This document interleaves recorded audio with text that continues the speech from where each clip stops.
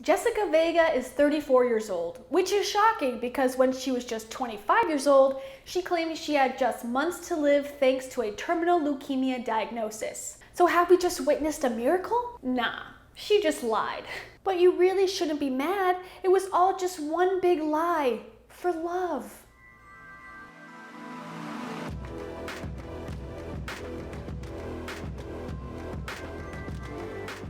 Welcome to Kia's World, where I vent about things that make me mad on the internet. Today's story will piss you off if you don't like when really nice and caring people get ripped off. I'm going to be using clips from a 2020 interview where this scammer actually tries to justify faking cancer for a free wedding. Let's get started. Oh, I felt like if I didn't have some way to get his attention momentarily, that's it. Isn't there any other way to get his attention besides tell him you're dying of cancer? I'm the mother of his children, and he wouldn't call me. Did the ruse work? Did he come back? He insisted that I moved in right away. So it worked, the lie. I'm sure her boyfriend thought it was only a few months of commitment he was making here, but she basically only told her boyfriend, and this entire story just ends right there. I'm just kidding. So how many people did you tell you had cancer? Michael and the immediate family only. And friends. Yeah. What are we talking, 5, 10, 15 people? We had a lot of friends. So 30? 100. 100 people? 100 plus, yeah. Is that code for they posted this on Facebook? So Jessica says in order to keep up the lie, she would have her mom drive her to the doctor, and she would just sit in the waiting room and do nothing until she got picked up a few hours later. She also shaved her head, but for some reason only to this length. Then her boyfriend proposed and they decided to have a wedding ASAP. And this is where things go from bad to gross. The local paper from their town in upstate New York did a story on the couple's upcoming wedding. Why? Well, because these sweet and caring neighbors paid for everything. In the article, it said one of the workers at a wedding dress shop named Carrie Ciasco was upset after hearing Jessica's diagnosis, and she actually started crying in the middle of the store. Carrie paid for her wedding dress and other wedding expenses, but that's just the beginning. Here's all the things that Jessica and her husband got for free. Free hair and makeup for her and 7 of her bridesmaids, a honeymoon in Aruba, including a flight and spending money, and Carrie even lent her clothes to wear for the trip. Flowers, photography and videography, and Tammy Purdy, who lost her husband to cancer, left rose petals, a bottle of champagne, and chocolate-covered strawberries inside a comped honeymoon suite that usually goes for $200 a night. Also, their wedding rings. And this part makes me sick. Not with leukemia, but just sick to my stomach. Tom and Kim Kavanaugh's son, Sean, was 10 years old when he was diagnosed with leukemia. Tom and Kim own a jewelry store and decided to donate 2 rings for the couple to pay it forward. And in case you're wondering, Sean did recover, by the way.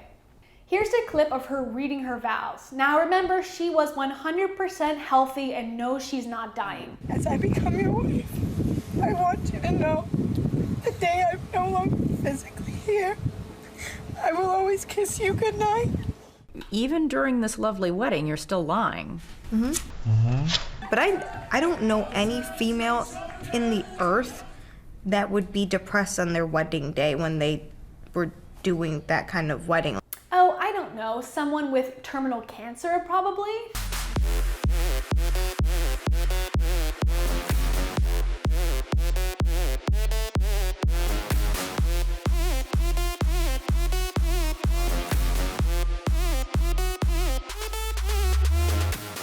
In hindsight, some of their benefactors say they were a little surprised to see the bride with just months to live partying like there was no tomorrow.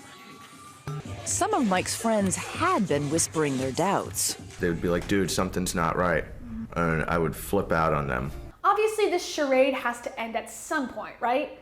This story has a somewhat satisfying ending, but also a confusing one. So after the honeymoon, Jessica's husband said he finally noticed that Jessica wasn't getting sicker, and he called her doctor, but they said they had no record of her. But not long after their donated honeymoon to Aruba, O'Connell says he too began to have a nagging suspicion that his wife was healthier than she claimed. He pulled out that doctor's letter she had shown him, the one that said she was dying.